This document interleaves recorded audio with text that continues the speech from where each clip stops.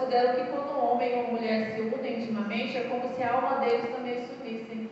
E eles ficam eternamente conectados, né? Algumas pessoas falam sobre isso. Na ciência, isso é comprovado quando qualquer tipo de célula humana ela entra no corpo de outra pessoa, essa célula é capaz de responder a estímulos do seu produtor, mesmo a quilômetros de distância. Isso foi comprovado, né? Colocaram uma pessoa numa sala, tiraram o sangue dele, colocaram no microscópio em outro lugar e colocaram a pessoa para ter estímulos.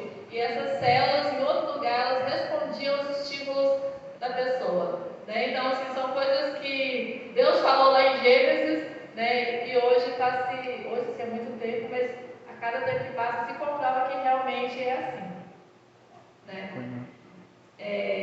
Adão foi criado para ser o líder, né? A gente viu lá em Gênesis 2:15, onde fala que Deus colocou o homem no jardim para cultivar e guardar. Então Adão ele foi criado para ser o líder, para tomar conta. E em Gênesis também fala que ele percebeu que não era bom que o homem ficasse sozinho e fez para ele uma ajudadora, né? E aí criou-se o quê? O casal, né? E através disso o que Deus falou? Multipliquem-se, né? A irmã estava falando sobre a questão do filho dela, né?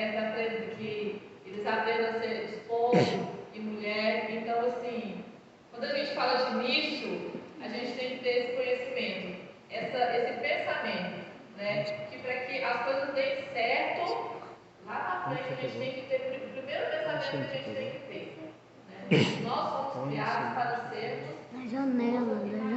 E como ser isso? Será que é só pegar e casar e fazer os filhos, igual fala na Bíblia? Porque assim, ela não vai dar detalhe de tudo, né? Porque senão é um livro muito extenso. Mas ela fala muita coisa, né? Aqui em 1 Timóteo 3, de 2 a 4,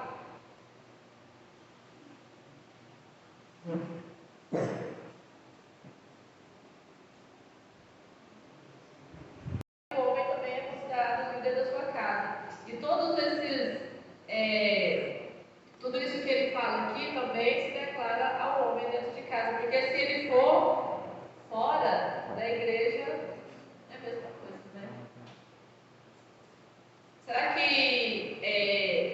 os homens hoje que estão aqui, eles estão seguindo pelo menos parte disso, porque a Bíblia é um manual de vida, né? Às vezes a gente fica meio perdido, o que eu vou fazer, o que eu vou deixar de fazer, né?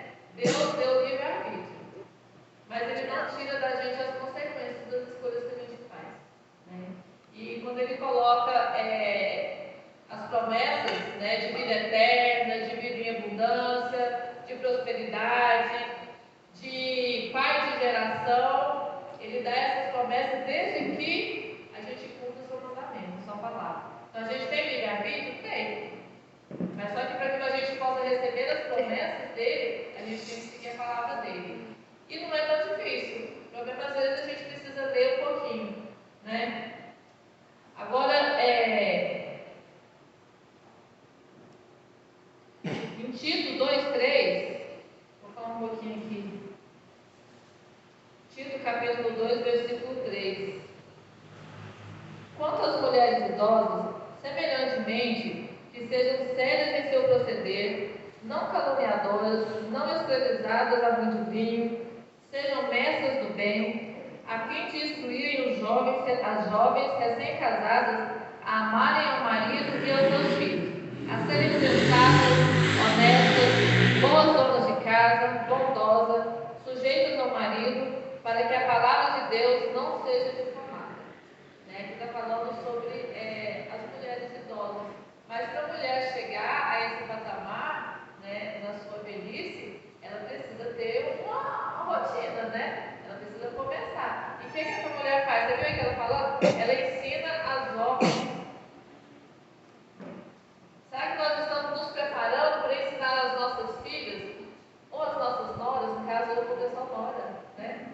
Será que nós estamos nos preparando para isso? Ou será que a gente vai ser aquela mãe, né, que vai falar assim, não, agora casou, agora não é minha responsabilidade, mas agora se vira.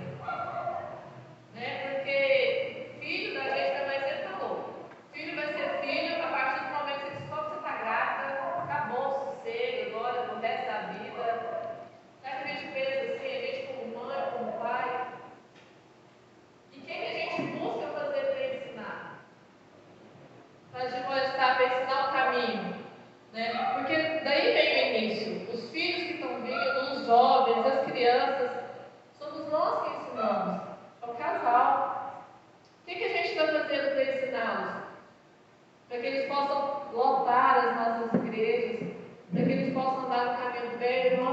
logo, Jesus logo está voltando. Às vezes eu me preocupo, eu não sei se eu fico feliz em pensar que Jesus breve voltará, mas eu fico triste de saber quantas pessoas não vão morrer.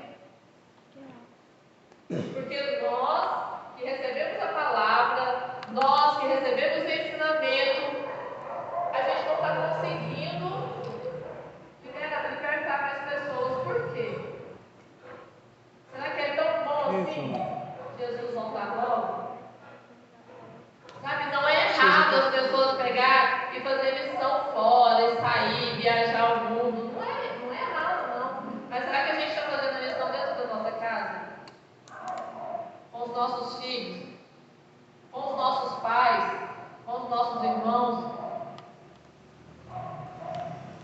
Será que a gente está fazendo essa transformação? É início de ano, a gente tem que pensar no início. O início somos nós. Está em votação uma lei que fala sobre a família, né? Ampliar o conceito de família. Isso vai mudar muito para a gente na questão assim, da gente ensinar, mas a gente como cristão, né, a palavra de Deus fala assim, que nós vivemos no mundo. A gente tem que entender isso, mas a gente tem que esquecer que nós não somos o mundo. E aí a gente falou, hoje é quarta-feira, momento de oração. E a oração intercessora, ela faz o quê? Ela ajuda a oração maior a chegar até os céus. Então eu acredito que uma das orações que a gente precisa fazer também é pelas pessoas que estão nos representando. Porque a gente precisa de uma mudança. A gente não pode permitir, a gente não pode ser alheio ao que está acontecendo à nossa volta. Porque isso vai interferir nas nossas crianças, vai interferir nos nossos jovens. Porque um adulto, Deus deu livre-arbítrio. Um adulto pode fazer o que ele quiser, mas e as crianças, e os jovens, e as pessoas que vão estar envolvidas ali, não tem nada a ver. Será que nós estamos criando os nossos filhos para poder ter capacidade de discernir, de ter entendimento? A gente vive numa sociedade que fala assim que as pessoas elas estão ficando como é que é a palavra, gente? Descartáveis, né? As pessoas falam assim que as pessoas pegam uma onda, né? Usa ali enquanto tem interesse e depois descarta e joga fora. E a verdade é que assim, não é que as pessoas são descartáveis, mas elas têm uma função, né? A gente acabou de ler um pouquinho sobre isso. Se a gente pegar essas cadeiras aqui, para que elas foram feitas? Para que a cadeira foi feita? Para sentar. Para sentar. Pode subir em cima dela? Não pode. No manual que vem de fabricação fala que ela precisa sentar e tem até o peso, né? Cada cadeira tem seu peso. Subir em cima dela pode correr o risco dela quebrar e quando ela quebrar ainda vai machucar quem subiu em cima. Não é verdade?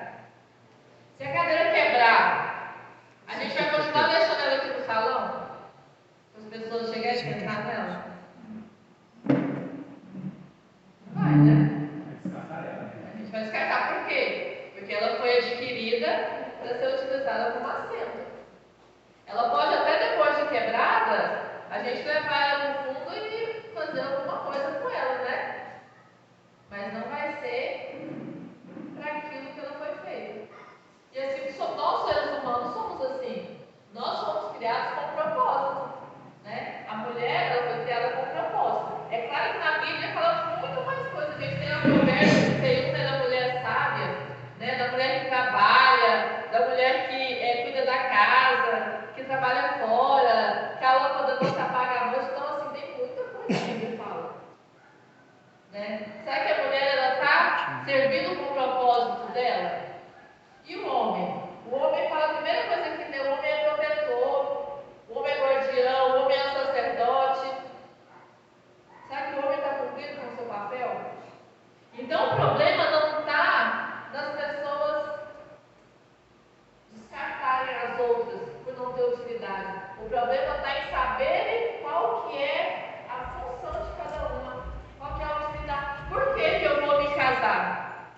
for namorar com a pessoa, o que eu quero? O que eu espero? A gente vive num mundo muito carente. Hoje as pesquisas falam que hoje as pessoas, 98% das pessoas são carentes. Então elas se aproximam de pessoas por futilidade. Ah, eu quero só um colo. A primeira pessoa que ela achar que é capaz de dar um colo para ela é suficiente. Por quê? Porque as pessoas não conhecem o que elas realmente são, o que elas realmente querem e o que elas realmente precisam buscar no outro.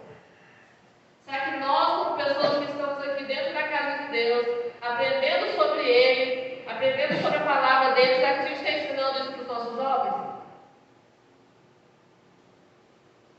Porque a primeira coisa que eles têm que saber é quem eles são. Para depois eles saberem o que eles querem. E aí, então, depois disso, é que eles vão saber o que buscar na outra pessoa.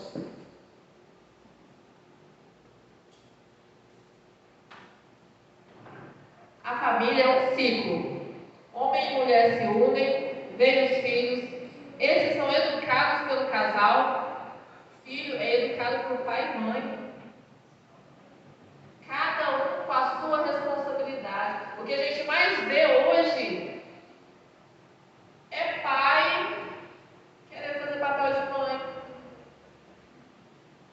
É mãe querendo fazer papel de pai. É homem querendo fazer papel de mulher, mulher querendo fazer papel de homem. Aí vira anarquia, a família vira uma bagunça. Aí vira, mas eu fiz tudo certo.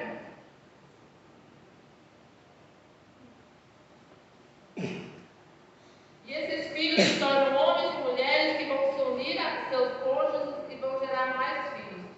Esse ciclo sempre vai se repetir. Não há quem seja mais importante. Ambos são necessários em seus respectivos papéis, que devem ser cumpridos de forma correta, senão vai gerar desequilíbrio. A palavra de Deus fala das necessidades que o Espírito Santo precisa, tanto um como o outro. No nosso corpo é que a gente possa ter equilíbrio emocional, para que o Espírito Santo possa fazer morada nele. Um dos dons do Espírito é isso. Né? E isso não é adquirido assim. Eu vou ler aqui por último, 1 Pedro 3,7 fala assim,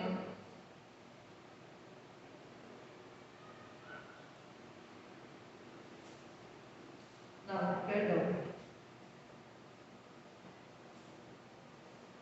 Efésios 5, 22 a 24, fala assim: No Senhor, todavia, a mulher não é independente do homem, nem o homem independente da mulher. Pois assim como a mulher provém do homem, também o homem nasce da mulher. Mas tudo provém de Deus. Então, assim, essa foi a palavra que eu trouxe hoje, né, nesse início de ano, para que a gente possa buscar esse conhecimento. Quem eu sou? O que eu estou fazendo? Como eu estou atuando dentro da minha casa, dentro da minha família? Porque a sociedade que vem amanhã depende de mim, depende de cada um aqui ensinar aquilo que é certo. Será que eu sei o que é certo para me poder ensinar? Ou será que eu estou ensinando aquilo que vem da minha cabeça, aquilo que eu quero? Oséias 4,6. Eu gosto muito desse versículo. Fala assim: O meu povo perece por falta de conhecimento. Deus dá sabedoria. Mas é impossível lidar com a sabedoria se você não tem conhecimento. Se você não sabe como as coisas funcionam, como vai se ter sabedoria? A palavra de Deus sempre fala: buscai sabedoria, buscai sabedoria. Como que a sabedoria vai existir se você não tem conhecimento? Então que a gente possa, nesse início de ano,